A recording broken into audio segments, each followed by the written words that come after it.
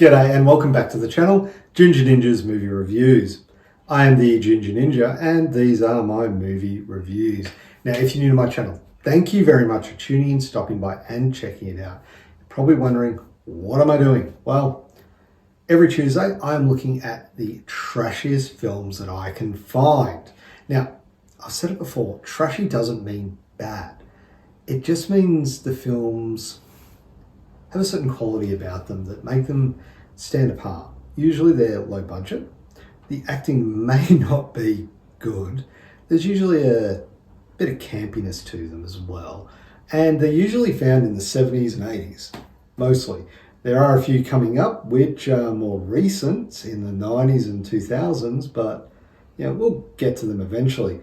This week we are looking at The Incredible Melting Man from 1977. Now this was actually recommended to me by Matthew Binney, so go check out his channel. He has one of the most amazing range of VHS tapes. So if you're a fan of VHS movies, definitely check out Matthew Binney, and thank you for recommending this film. Anyway, let's get straight into it. Actually, no, before I do want to say a big thank you to all my new and existing subscribers. Every week I'm talking about these trashy films, I'm talking about my franchise films, and look, honestly it means a lot to me, so thank you very much. All right, now let's get into this one. Now, this film was directed by William Sachs and it stars Alex Rebar, Burr de Benning, Myron Healy, Michael Aldridge, Anne Sweeney, and many more. The plot, and this is direct from IMDb. An astronaut is transformed into a murderous gelatinous mass after returning from an ill-fated space voyage. Yeah, look, it kind of sounds like he turned into the Blob, reading that like it does, but no, not quite. Anyway, the film follows the astronaut Steve West, portrayed by Alex Rebar, who was the only survivor of a doomed space mission to Saturn, where the crew is exposed to a mysterious radiation. It's something to do with the sun through Saturn's rings, and when he returns, somehow he gets from Saturn to back to Earth. Yeah, they never explain that, he's back on Earth. Yeah. Anyway, he discovers that his body is melting and it's turning him into a grotesque, disfigured creature. As his condition worsens, West becomes increasingly violent and starts on a murderous rampage. And he's driven by this insatiable hunger for human flesh. Not really explained as to why, but yeah. Meanwhile, Dr. Ted Nelson, Burr de Benning, yeah. And you know his name is Dr. Ted Nelson because he tells you every chance he gets, he is Dr. Ted Nelson. Yeah. There's a scene later on in the film where he's telling some and I'll go into that in a moment, but anyway. He's a scientist and a friend of Steve West, and he's racing against time to find a cure and stop the melting man. I never saw him looking for a cure. I saw him kind of looking for him.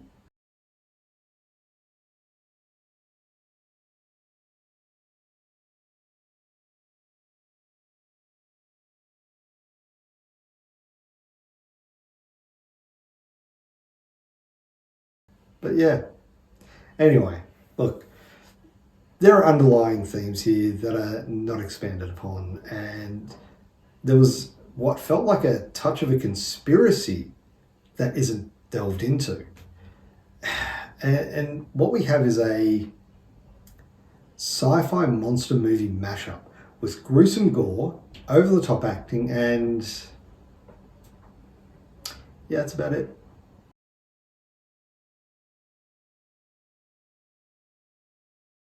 Okay, moving straight into the cast, and the performances in The Incredible Melting Man are, to put it very kindly, a mixed bag. The performances are largely wooden and uninspired.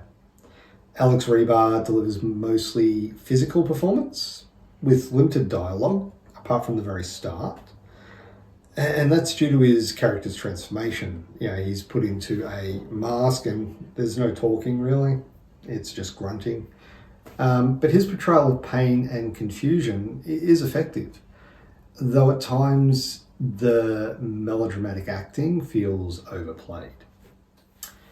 And that's the same with the majority of the cast. Berta Benning plays Dr. Ted Nelson, the scientist trying to save his friend Steve.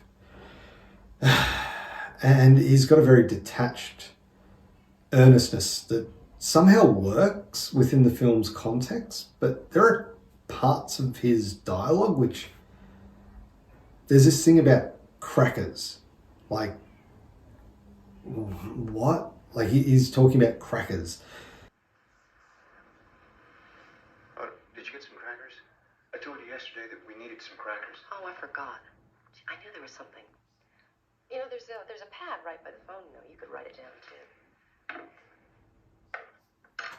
Ted, what about Steve? So, we don't have any crackers? Ted, Steve. Yeah, I have no idea. That threw me off completely, that part of the movie.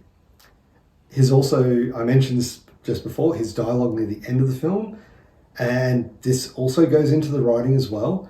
I'm Dr. Ted Nelson, repeated to security guards who have just come on the scene. Like, they're expected to know exactly who he is, but at no point is he given to be a celebrity doctor or anything like that. But somehow these security guards are supposed to know, and it just felt very over the top and forced.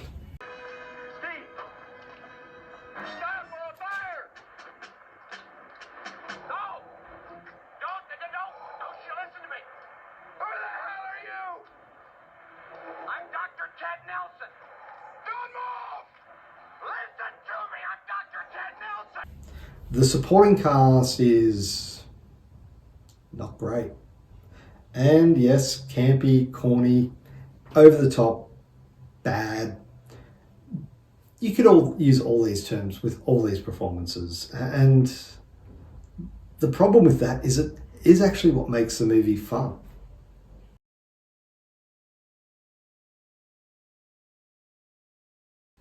Now on to the directing and the writing. And William Sack's direction, it's fine, but it's not particularly inspired. It's more of a point and shoot variety. I'm sure there was more to it than that, but there's nothing special about it. The pacing of the film is a bit slow at times. Some scenes feel more like filler than essential parts of the story. I mentioned a conspiracy aspect earlier, and I felt like that could have led somewhere, but it never eventuated, which is really disappointing to see. They put this little part in there, but they never expand on it, so it's that filler part as well. Yeah, it's unfortunate because there are so many things about this film which could have made this film great. The screenplay overall is cliched, and it fails to build a really compelling narrative or develop the sci-fi elements that are introduced at the beginning. Why are they going to Saturn? How did they get to Saturn? What did the radiation do to them? Like, you know, there's a lot more there, and it's never touched on. Now, apparently there were significant challenges during production. Obviously had budget constraints, and apparently there were creative differences with the producers. That probably contributed a lot to the film not being as conducive. No, not conducive. It didn't just flow. It didn't have that flow to it.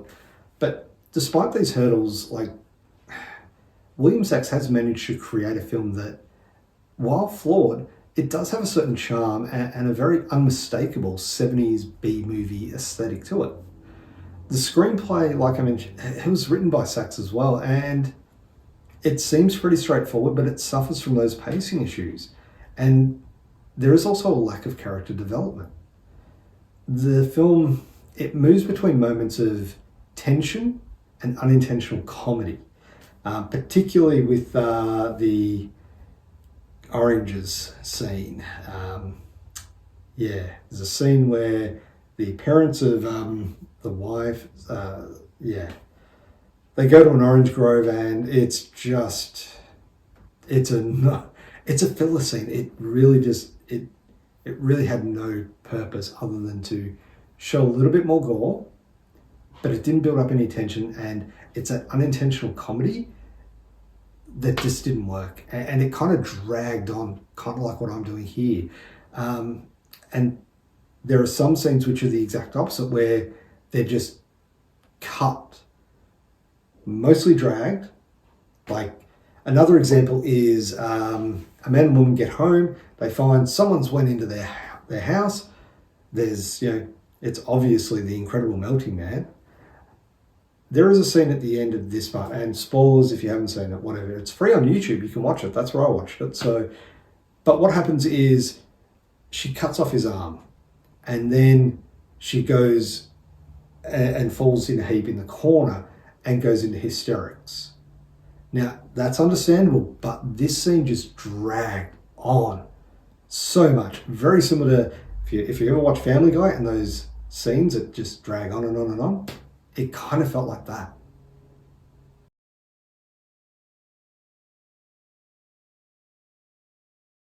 Now, a movie with the title The Incredible Melting Man better have something to back it up, right? Well, this one does. One of the most notable aspects of the movie is its special effects, crafted by makeup artist Rick Baker, who would later become renowned for his work on films like An American Werewolf in London. The melting sequences are the highlight of this film, and they showcase the gradual and horrifying transformation of Steve West. The practical effects are gruesome and visceral, and they capture the grotesque deterioration of his body mixed with, well, it's with a mix of realistic makeup and innovative prosthetics. Yeah.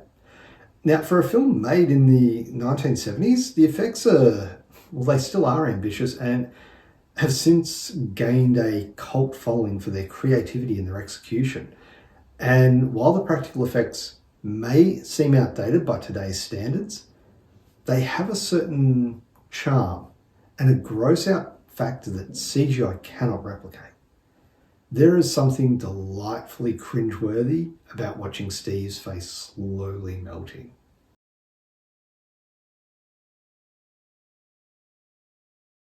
Now, on to rewatchability, and this was a first time watch for me and was recommended, as I mentioned, by Matthew Binney.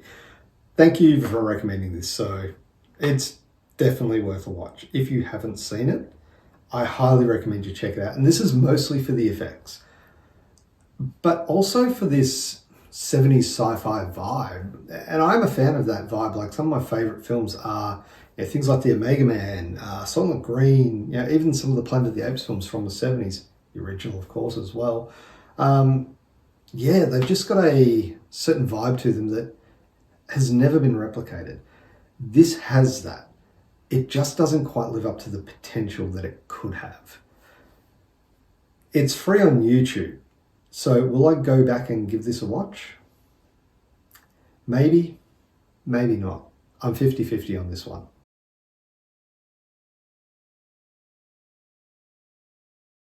Now for my final thoughts. And look, if you're a fan of 70s horror and have a soft spot for practical effects, this is a must-watch.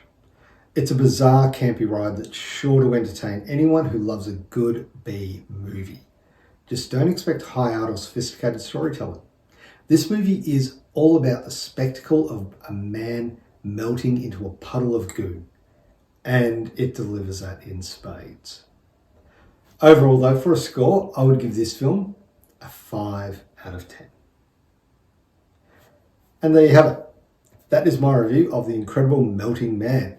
Have you seen this film? Let me know what you thought of the film down in the comments below. I'm keen to hear your thoughts on it. If you haven't seen it, like I said, it is free on YouTube. I'll pop the link in the description, so make sure you check it out. Like I said, it's definitely worth a watch. If you're a fan of 70s films, horror, special effects, it's got all those, but yeah, the acting is so bad. Like, so bad. Anyway, look, before I ramble on too much, I do want to say thank you very much for watching. It is truly appreciated. If you haven't already, please do hit that thumbs up button. Obviously, that's always appreciated. And if you haven't, please do consider subscribing to my channel and hitting that notification bell so that way you're notified every time I do release a new review.